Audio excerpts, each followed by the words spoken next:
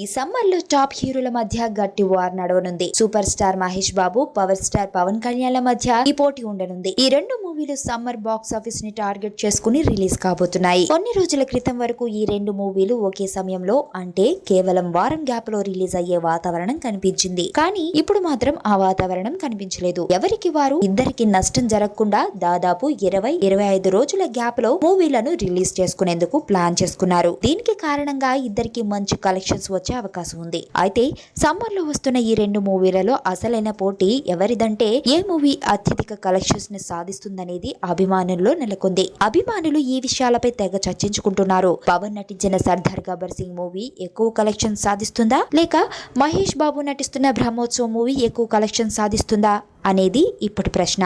అయితే ఖచ్చితంగా మహేష్ బాబు ఈ విషయంలో ఒక అడుగు ముందుకు వేసి తన మూవీకి భారీ బిజినెస్ అలాగే భారీ థియేటర్స్ ని దక్కించుకునే ప్రయత్నాలు చేస్తున్నాడు. ఈ విధంగా చేస్తే ఖచ్చితంగా పవన్ మూవీ కంటే మహేష్ బాబే బ్రహ్మోత్సవం మూవీతో మంచి కలెక్షన్స్ ని సాధించే ఛాన్స్ ఉందని అంటున్నారు. ఒక్కసారి భుజం మీద చేయేశాక వాడి ఎదవైనా ఏఆర్ రెహమాన్ అయినా ఫ్రెండే.